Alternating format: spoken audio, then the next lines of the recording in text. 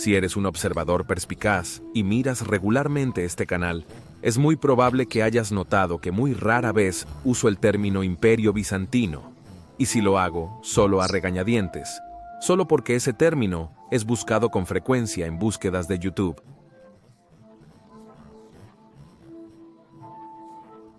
No soy fan de este término, pero ¿por qué no? ¿No es este el término comúnmente aceptado para el Imperio Romano Oriental que sobrevive? ¿No es un término científico que describe la transformación cultural que experimentó el Imperio Romano en el siglo VII, donde se transformó de un imperio romano de habla latina a un imperio de habla griega? ¿No clasifica entonces este término correctamente al Imperio Romano tardío como un imperio bizantino? Bueno, para eso tendremos que averiguar quién acuñó primero este término y en qué contexto se usaba entonces. Veremos que el término no es tan científico o neutral como uno podría pensar.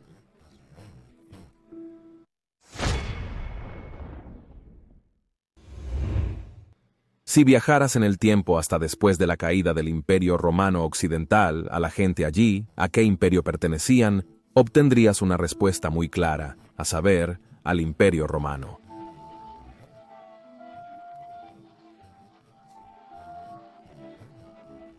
Entonces viajarías al siglo X y preguntarías la misma pregunta. ¿Obtendrías la misma respuesta?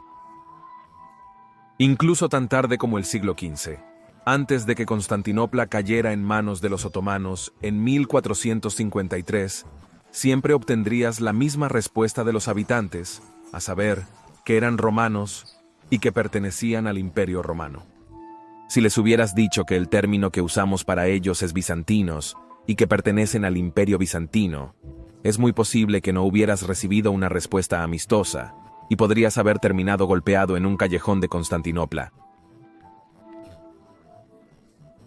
Pero entonces, ¿por qué usamos este término para referirnos al Imperio Romano de Oriente, que sobrevivió a la caída del Occidente por 1000 años más?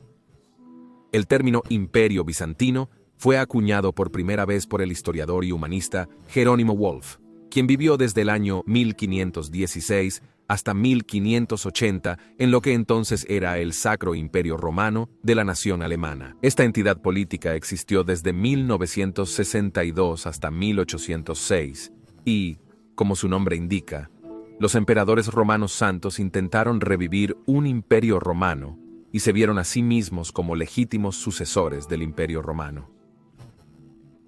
Hablaremos con mucho detalle sobre el Sacro Imperio Romano y sus reclamos de legitimidad de la continuación romana en otro video. Así, Jerónimo Wolff creció en medio del Sacro Imperio Romano y en 1557, un poco más de 100 años después de la caída de Constantinopla, publicó su obra Corpus Historiae Byzantinae. Esto fue cuando se introdujo por primera vez el término Imperio Bizantino. Este trabajo fue una colección de fuentes literarias desde el Imperio Romano de Oriente hasta la caída de Constantinopla. Pero ¿por qué no se refirió a la entidad política del Estado sucesor de habla griega del Imperio Romano como el Imperio Romano? Bueno, la respuesta es, por supuesto, obviamente, porque vivió en un imperio que se veía a sí mismo como el legítimo sucesor del Imperio Romano, y por lo tanto, solo podía haber un legítimo sucesor del Imperio Romano. Por lo tanto, el Imperio Romano de habla griega del Este no podía ser también referido como el Imperio Romano, y por lo tanto, se tuvo que introducir un nuevo término para diferenciar ese imperio de su pasado romano, y así nació el término Imperio Bizantino, refiriéndose al nombre griego de la ciudad de Constantinopla antes de que se le diera ese nombre después del siglo IV después de Cristo.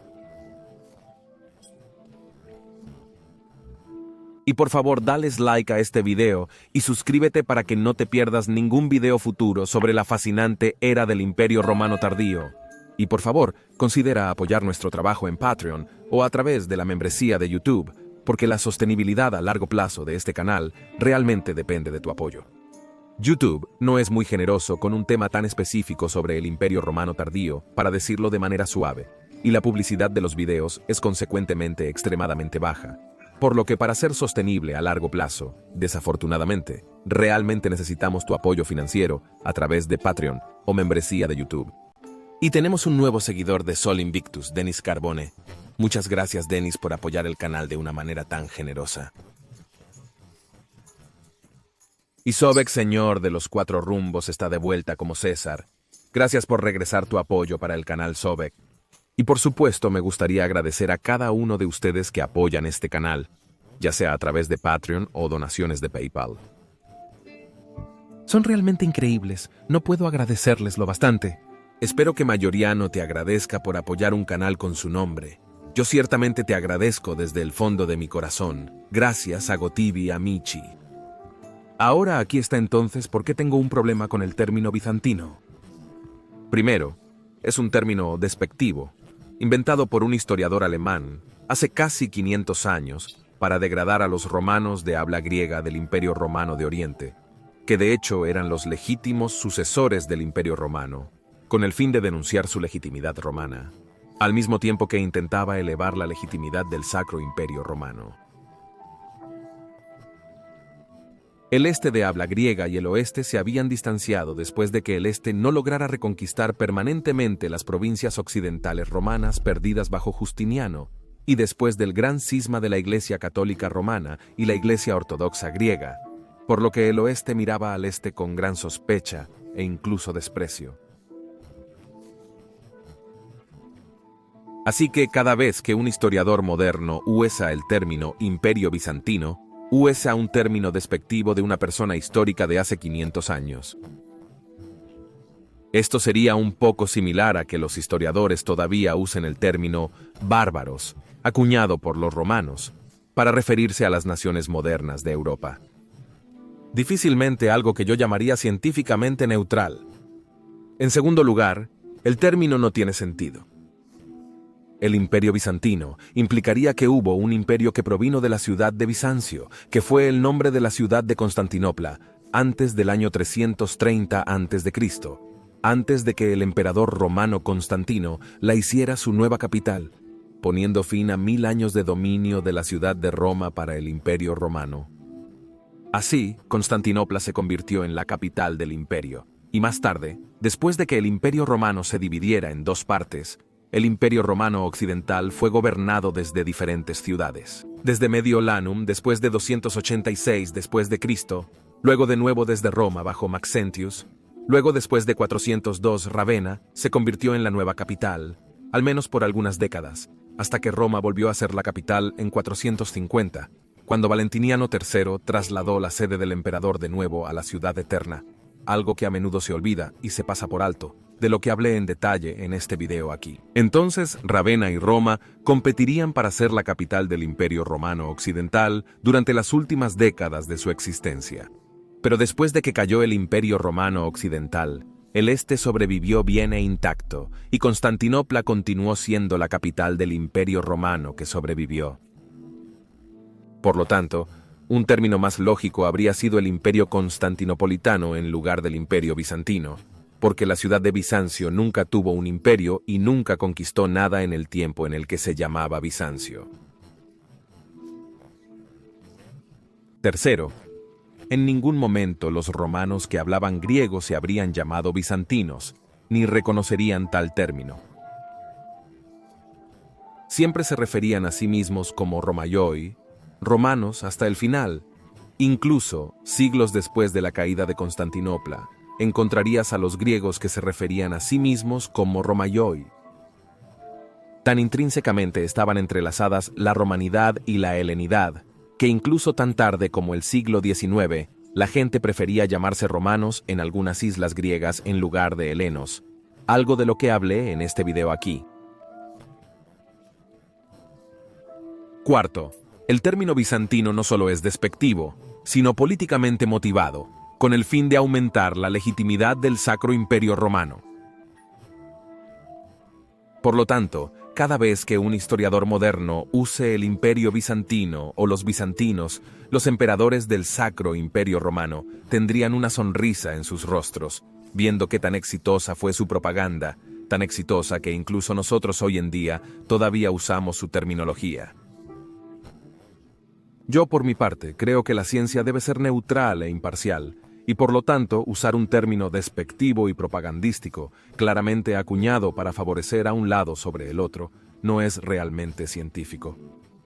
Así que ahí lo tienes. Estas son las razones por las que no me gusta usar el término Imperio Bizantino y bizantinos, y mientras exista este canal aquí, me abstendré lo mejor que pueda de usar ese término, y si lo uso de vez en cuando, solo porque el término se busca a menudo, y solo porque la gente conoce este término, y por lo tanto a veces tengo que usarlo a regañadientes.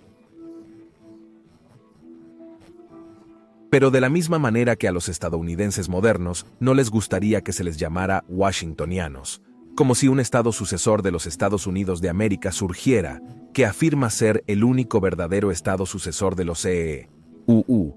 De la misma manera que yo no quiero usar un término que estoy muy seguro de que a los romanos orientales, que fueron en verdad los legítimos sucesores de los romanos, absolutamente les habría disgustado. Porque de la misma manera que quiero rendir mi respeto al emperador épico Mayoriano, al haber iniciado este canal y honrar sus hazañas y su legado, de la misma manera quiero honrar a los romanos de la Edad Media, que lucharon durante cientos de años contra una desventaja abrumadora, contra invasores del este y del oeste por igual, rodeados de enemigos por todos lados, sitiados constantemente, luchando como verdaderos héroes hasta el final amargo. Quiero honrar su legado y llamarlos como siempre se llamaron a sí mismos y como querrían ser llamados, romanos. Y tenemos una pregunta de uno de nuestros miembros de Patreon de alto rango, a saber, Hal Snyder con el rango de Restitutor Orbis. Puedes hacerme preguntas como Restitutor y Sol Invictus, a las que intentaré responder lo mejor posible en los vídeos. La pregunta de Hal Snyder es, si decidimos cuál batalla o evento en la historia romana fue el más impactante, ¿no debería la batalla del bosque de Teutoburgo estar en la parte más alta de la lista? Él explica que la traición de Arminio efectivamente creó una línea cultural que antes de Cristo permitió que las hordas bárbaras tuvieran acceso para destruir el Imperio Romano Occidental, antes de Cristo, establecer tensiones duraderas que resultaron en la Primera y Segunda Guerra Mundial, aproximadamente. La misma división cultural sigue ahí hoy en día. ¿Qué piensas? Gracias, Jorge, por la excelente pregunta, que merecería un video completo por sí misma, pero intentaré darte mis pensamientos sobre ese tema tan detallado como pueda ahora mismo. Sí, estoy completamente de acuerdo en que la batalla del bosque de Teutoburgo fue un momento extremadamente decisivo en la historia romana. La traición de Arminio fue un gran golpe para las ambiciones romanas de hacer de Germania una provincia romana.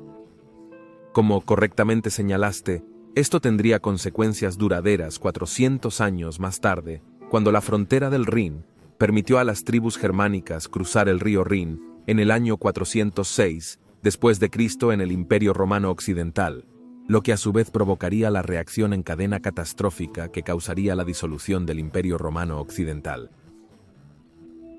Si la traición de Arminio hubiera sido descubierta por Varo, entonces es extremadamente probable que los romanos hubieran logrado hacer de Germania una provincia romana, lo que habría tenido un fuerte efecto en la historia romana posterior.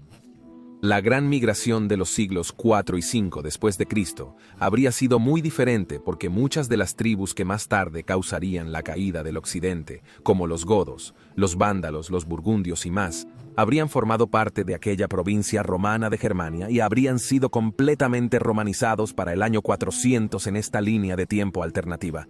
La historia moderna se vería muy diferente, por supuesto, ya que el Imperio Romano Occidental, en esa línea de tiempo alternativa, podría no haber caído, o si lo hubiera hecho, mucho más tarde, cambiando completamente el aspecto de la Europa moderna. Debe tenerse en cuenta, sin embargo, que Germánico, el legendario general, logró pacificar la mayor parte de Germania y derrotar a la coalición germánica liderada por Arminio en el año 16 después de Cristo. Fue el emperador Tiberio quien decidió entonces no hacer de Germania una provincia. Incluso después de la famosa derrota de Varo, Germania todavía podría haberse convertido en una provincia romana. Pero sí, estoy de acuerdo en que la batalla del bosque de Teutoburgo se encuentra entre los momentos decisivos más importantes de la historia romana. Pero debido a la posibilidad de convertir a Germania en una provincia romana 7 años más tarde por Germánico, no lo clasificaría en primer lugar. Igualmente fascinante es el escenario de qué pasaría si el emperador Tiberio tuviera un poco más de previsión y decidiera hacer de Germania una provincia romana en el año 16 después de Cristo. Europa y el mundo tal y como lo conocemos también se verían muy diferentes en ese caso. Y si estás interesado en aprender más sobre Constantinopla, puedes ver este video aquí en la esquina superior derecha. Pero si estás más interesado en la antigua Roma, puedes ver el otro video en la esquina inferior derecha. Vuelvo a dar gracias a todos los amigos de la historia romana. Gratias amici imperi, Romani y Benevalete.